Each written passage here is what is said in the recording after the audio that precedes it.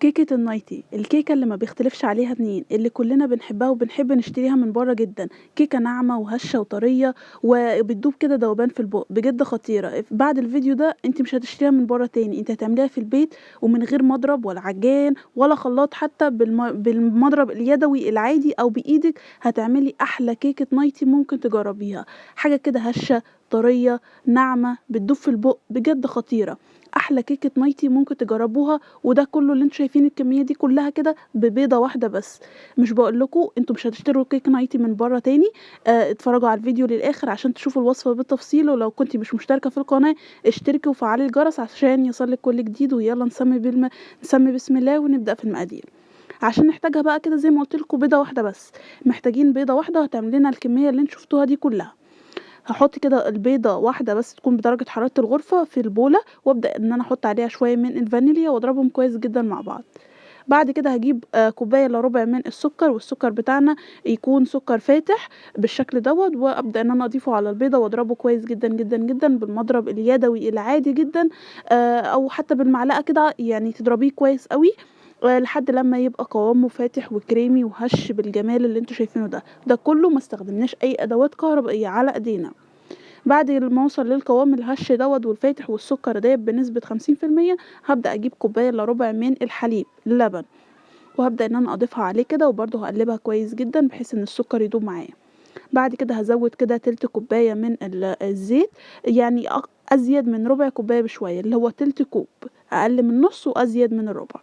واقلبهم برضو مع بعض، وهنزل عليه معلقة صغيرة من الخل، واقلب برضو مع بعض. بعد كده نجهز المكونات الجافة بتاعتنا.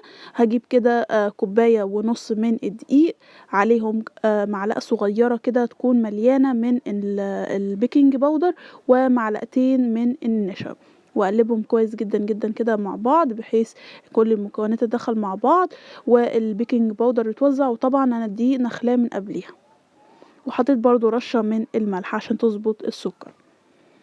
هقلب بقى كده المكونات السايلة قبل ما اضيفهم عليه، وابدأ كده اضيف المكونات الجافة اللي احنا حضرناها، يعني ما كملتش 3 4 دقايق والكيك معانا يعني بقى جاهز كده. خلصنا الكيكة. ده كده قوام الكيكة، نقلبه كده كويس جدا مع بعض ونتأكد ان دي يتوزع، وبس كده كده الكيكة خلصت معانا بالسهولة دي. شايفين ده القوام المثالي اللي احنا عايزينه، طلع لنا كيكة هشة وفاتحة، ومش هيبقى بقى لونها غامق ولا مكتومة ولا اي حاجة. شايفين القوام؟ هو ده القوام المظبوط جدا جدا. شايفين ما شاء الله؟ تحفة. هبدأ بقى كده ان انا اجهز الصاج بتاعي. تقدري تستخدمي صاج 30 في 40 او صاج 30 في 20، يعني على حسب السمك اللي انت عايزاه للكيكة. بس هنا قبل الخطوة ديت انا هنا خدت حوالي معلقتين كده من عجينة الكيكة اللي هي بالفانيليا، واحطهم كده في طبق، وهزود عليها معلقة صغيرة من الكاكاو الخام، وكمان شوية من المية عشان طبعا الكاكاو بيتقل العجينة، بحيث ان الاتنين يبقوا قوامهم زي بعض. شايفين؟ هو ده يا دوبك بس معلقتين من العجينة او 3 كده، بحطهم كده في طبق على جنب علشان نعمل بيهم الخطوط اللي انتوا شفتوها في بداية الفيديو. وجهزت الصينية زي ما قلت لكم او الصاج بتاعي 30 في 40 او 20 في 30 زي ما قلت لكم. كل ما تصغروه كل ما حجم الكيكة هيطلع معاكم يعني مرتفع، ويعني اللي انتوا حابينه زي اللي في الفيديو ده استخدموا 30 في 40. حابينه يبقى سميك شوية والكيكة عالية شوية اكتر من كده، استخدموا 20 في 30. خلاص كده حطيتها. اهم حاجه بس تكون محطوطه ورقه زبده، او لو مش بالصاج اللي عندك متاكده ان هو مش بيلزق فاستخدميها عادي على طول. بعد كده بقى جبت العجينه اللي احنا عملناها في البدايه اللي هي بالشوكولاته، وحطيتها في كيس كده حلواني او كيس تلاجة، وبدات ان انا اعمل خطوط بالشكل ده. وبعد كده جبت بقى خله ومشيت بقى الخطوط كده رايح جاي عشان يدينا الشكل التحفه اللي انتوا شايفينه ده. وتدخل الفرن على درجه حراره 180 من 10 ل 12 دقيقه، علشان يعني الكميه قليله في الصاج، فمش هتاخد وقت منك خالص، وبتطلع معانا بالشكل والجمال دوت. ما تطولهاش كتير في الفرن عشان ما تنشفش معانا. اول ما بتطلع كده بغطيها وبسيبها تبرد كده براحتها، وبعد كده ببدأ ان انا اشيلها من الصاج. بس بتأكد بس ان الحروف كده مش لازقه، وبعد كده ببدأ ان انا اشيلها بالشكل ده. شايفين؟ اهم حاجه تغطيها كويس عشان ما تنشفش، وما تطوليش عليها برضو في الفرن علشان ما تنشفش منك. يعني هي يا دوبك بس تستوي. اختبرها بس بعود اسنان، لو طلع ما فيهوش اي عجين يبقى هي خلاص استوت وبقت زي الفل.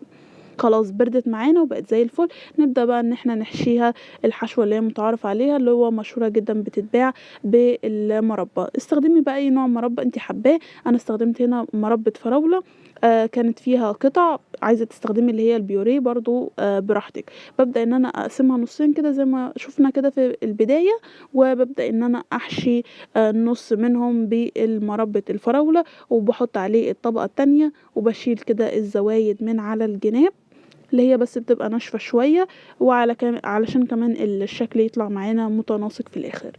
وبعد كده بابدأ إن أنا أقسمها من النُص.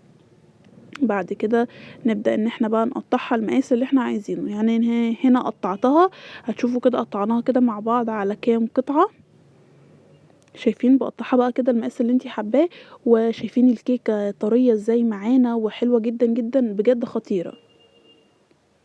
شايفين ما شاء الله، يعني هشة ومرتفعة، سمكها حلو جدًا، جدًا، وطلّعت لنا كمية ما شاء الله. يعني شايفين كمية حلوة ومحترمة، والمربى أهي كده جواها بجد خطيرة جدًا. أي حد هيجرّبها يعني مستحيل إن يقول لِك إن أنتِ عاملاها في البيت، دي سهلة جدًا وبسيطة، وببيضة واحدة هتطلّع لِك الجمال ده كلّه.